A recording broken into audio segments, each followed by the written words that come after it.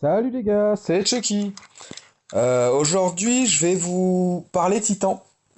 J'ai fait quelques essais parce que j'avais du platine en trop, je sais pas si vous vous en souvenez sur mes dernières vidéos. Et j'ai fait des essais. Donc j'ai essayé le Sharinga avec les deux cataclysmes, le Vengeance que j'ai sur le Arthur, et je lui ai mis le Quantum Sensor à fond, deux Antimator et le Cannibal Reactor que j'ai sur Arthur. Voilà, donc j'avais fait, vous voyez, j'avais récupéré l'Antimateur et le Cannibal que j'avais transféré avec le Vengeance sur ce satané Sharinga. Je vais vous présenter les essais. Alors moi personnellement, c'est clairement pas mon style de jeu. Je vais vous présenter ça et commenter au fur et à mesure. Sur le reste du hangar, j'ai pas montré, mais j'ai pas changé. Hein. J'ai pas changé. Donc je pense ça va pas vous perturber, je vais rien vous apprendre de plus. Toujours le démarrage sur le bateau, tout du moins avec ma petite araignée. J'aime bien démarrer avec elle. Euh, je suis plutôt bien accompagné, j'ai l'impression. Il y a du beau monde autour de moi. Ce qui, ma foi, n'est pas de refus. Je sais pas pourquoi les autres sont derrière moi. Deux, c'est bizarre. Pourtant, je suis lent avec un invader. On verra bien. Ouais, de beaux jouets dessus. Là, je vais arriver un peu tard, c'est sûr. Et mais je les suppresse avant qu'il explose, c'est pas mal. C'est plutôt une bonne situation pour le collègue qui allait prendre la charge pleine tête. Ils ont frappé fort apparemment parce que moi je viens juste d'arriver mais il est déjà au last end. Enfin il était déjà au last end quand je suis arrivé. C'est plutôt pas mal. Ah oui, Real, Hump, c'est des grosses teams donc il n'y a pas que des gros joueurs non plus mais c'est des grosses teams. Je vois qu'il y a deux rouges derrière moi mais bon je décide de continuer à foutre un petit peu le bordel ici. Parce que je pense que le suppress peut aider le gars d'en haut qui frappe beaucoup plus fort que moi. Faut pas toujours penser qu'à sa gueule. Là, par exemple, le gars qui a piqué la balise là-bas de chez nous, il y met, regardez, dans les tirs qui arrivent dans le dos du démetteur. Il pense pas qu'à sa gueule.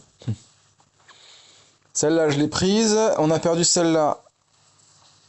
Alors, je vous fais pas le rappel, mais j'ai bien regardé ce qu'il y avait derrière, ce qui se passait derrière moi.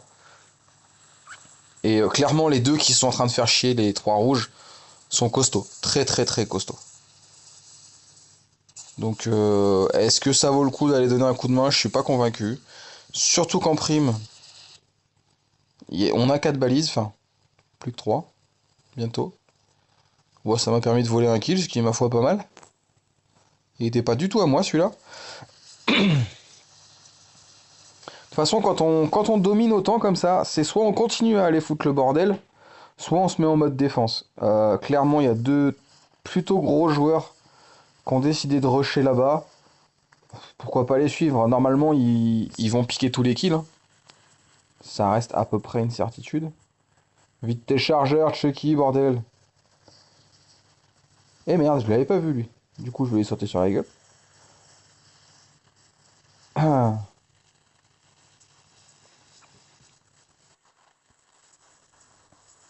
Sauf qu'un Fenrir, ça se laisse pas abattre comme ça. Le Fenrir est clairement la bestiole qui a le plus de vie actuellement. S'il a le bon drone, c'est horrible quand vous êtes en face. En plus, il a un peu de puissance de feu, Pépère.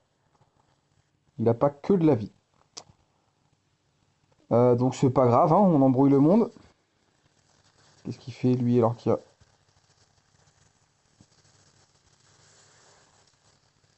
Ah oui, peu de chance que je le pique celui-là.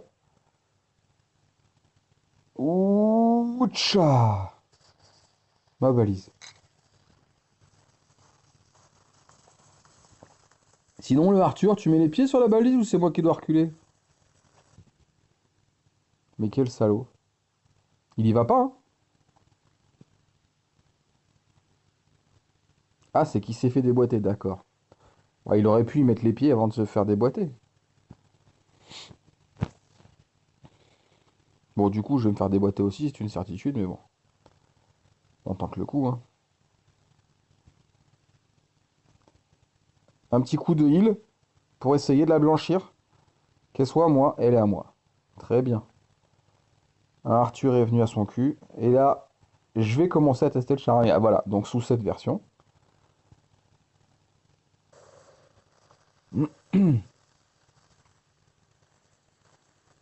Là, je tire soit sur le bouclier, soit sur mon collègue, je vois pas bien. Pratique pour voler les kills, cette bestiole. Alors, le Charanga, clairement, a une puissance de frappe absolument phénoménale. Par contre, je trouve personnellement que son manque de choses pour se défendre me pose problème pour mon style de jeu à moi. Le Sharingan n'est pas forcément fait pour mon style de jeu. C'est un titan très fort. Il ne peut plus servir avec des Groms comme à l'époque où il est sorti, où les Groms étaient vraiment beaucoup trop forts. Et Pixonic l'a vite compris.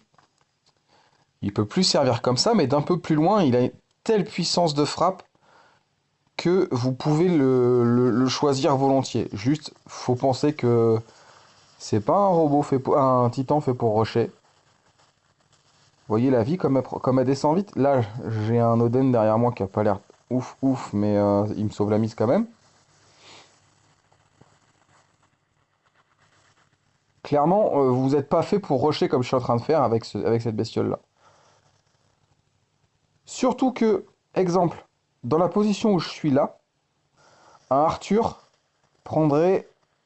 Bon, là, en l'occurrence, je suis plus. Mais derrière l'obstacle qu'il y a là, si je me cachais derrière, un Arthur prendrait zéro coup. Caché derrière ce truc. Comme l'autre là-bas, là, qui prend zéro. Moi, techniquement, s'il se tourne, normalement, je crois qu'il peut me toucher. Tiens, j'aurais dû tirer plutôt que de faire ça. Comme qu'on fait pas toujours des bons choix. Après, le Sharingan, je vous dis, je l'ai essayé un peu.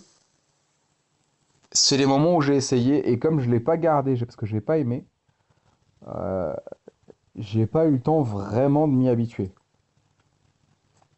Vous voyez les deux gros joueurs en face, enfin de chez nous là, ils ont plié la game à eux tout seuls.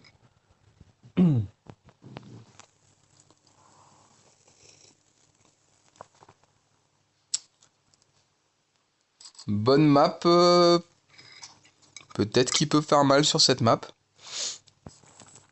Sincèrement, je vous commente la game et je m'en souviens pas. Vous savez, j'enregistre à l'avance et je vois après si je commente ou pas. Là, je voulais vous montrer mes essais Charanga pour en profiter pour parler des titans. Mais je sais plus exactement ce qui s'est passé dans ces games. Faut pas me demander. Alors, cette map, puisqu'on est dessus, cessez d'abandonner ce côté-là. Il y a plein de joueurs qui n'y vont jamais. Je trouve que c'est une très mauvaise idée. Parce que je trouve que c'est beaucoup plus stratégique que le centre. Je peux me tromper. J'ai déjà dit plein de fois, j'ai pas la science infuse.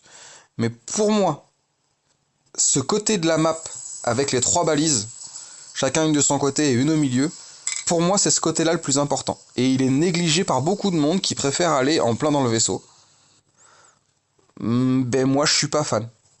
C'est pas ce que je trouve le plus intelligent. Mais comme je dis, je peux me tromper. Parce que je vais souvent là et je me fais souvent déboîter parce que j'y vais tout seul et que les autres sont deux. Presque tout le temps. Là, vous voyez, il y en a deux qui m'attendent. Ils sont mignons. J'ai ma compétence, donc je vais y aller quand même, hein. Mais a priori... Oh, ouah. Ouh là là là là. Allez, le... Ah. Le shell d'abord, vu que j'ai des flammes. Quand vous avez des flammes, vous tirez sur les shells en premier et vous verrez le reste après. C'est la logique des choses. Oups, je l'avais pas vu, le deuxième shell. J'aurai pas le temps. En plus, j'ai tendance à avoir quelques petits lags, même si c'est pas horrible. Est-ce que c'est le moment de sortir le titan? Eh bah non, je l'ai pas. Quand on domine, faut sur cette map, faut essayer de savoir défendre un peu. En l'occurrence, le Hawk dans cette version, c'est défendre un petit peu quand même. Pas dire le contraire. Même si je suis un bourrin et que des fois je perds mon Hawk pour rien. Vous l'avez tous déjà vu au moins une fois. Il sait défendre. Pépère. Allez. Haha. Tu le voulais, hein? Ne pas se faire lockdown dans cette situation. J'aurais dû attendre un peu avant de partir. Parce que là, clairement, j'ai décollé pour rien. Non! Je me fais déboîter!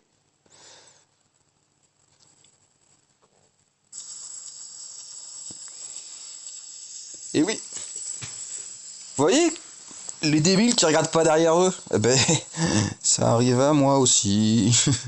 J'ai pas regardé derrière moi et je me suis fait niquer. Je décide de le sortir maintenant pour essayer un peu. Pas le sortir trop tard parce que si c'est dans une situation de corps à corps, ben, vous pouvez le perdre très très vite. Vous voyez la vitesse où sa vie a baissé à lui là?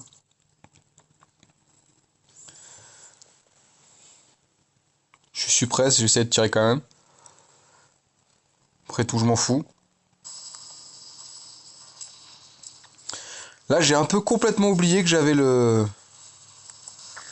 Quantum Radar. Donc 350 mètres. Au-delà de 350 mètres, ça quantum plus.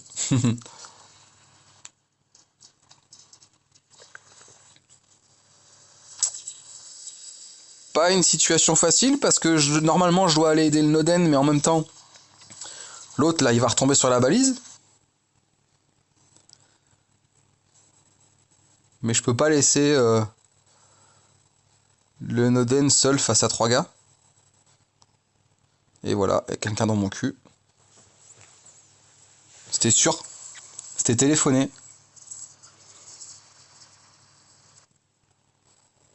Ah!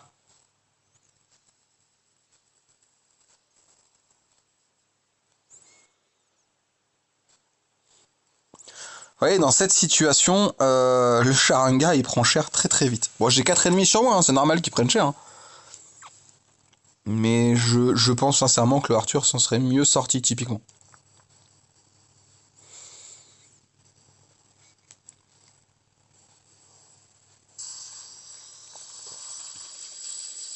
Le Sharinga, pour moi, doit être joué. Je dis bien pour moi.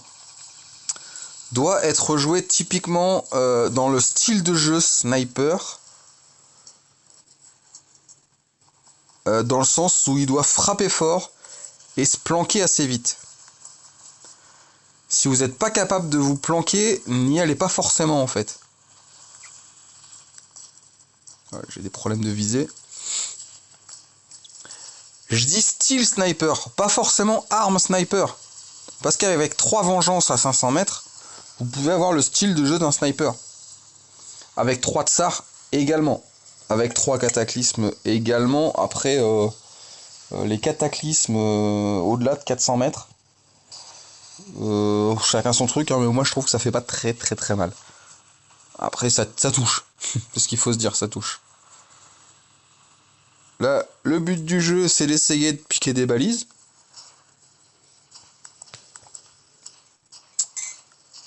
Pour essayer de survivre un petit peu. Allez, à ce moment-là, j'avais remis mes shredders que j'ai revirés depuis. Mais vous sentez que c'est compliqué pour moi là. 4 contre 6. Qu'est-ce que vous voulez que je fasse? Je suis là. Je reste. Je joue. Mais bon. C'est chaud. Ah, le scorpion, sale bête. Ah, puis clairement, il a un setup fait pour me déboîter. Merci, monsieur. Au revoir, monsieur. Failli.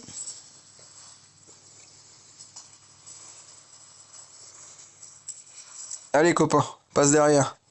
Il sera pour toi. Tu pourrais dire merci. Bon.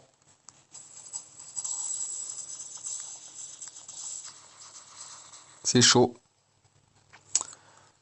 Donc vous voyez, le Sharinga avec mon style de jeu n'a pas vraiment pu peser dans la game.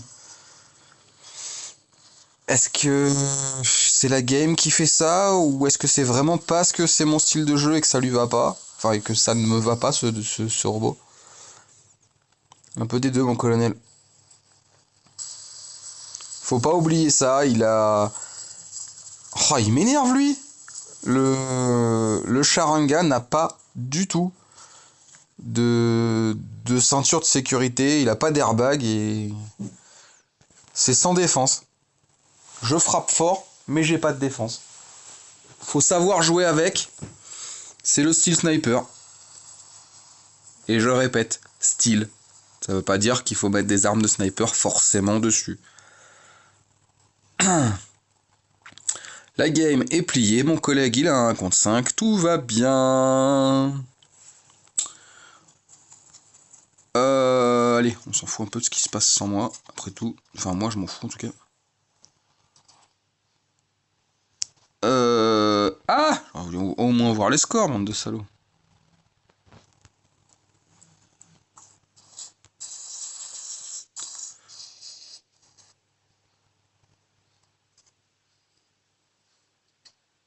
Faites voir ça. Bon, j'ai pris un peu d'argent, c'est que je dois pas être si mauvais que ça. Ah, un petit 2,5 millions, 8 kills, allez, rien de ouf, clairement. Mais c'est pas grave, c'est pas mal. Donc voilà mon avis sur ce titan. Il est très fort, il est jouable. Mais quand vous me demandez quel est le titan plus fort pour mon avis à moi, pensez à une chose, c'est que c'est un peu chacun ses goûts. Et chacun son style de jeu. Par exemple, moi, Arthur, son bouclier est super pratique dans plein de situations. La seule chose qu'il n'aime pas, c'est les ennemis multiples.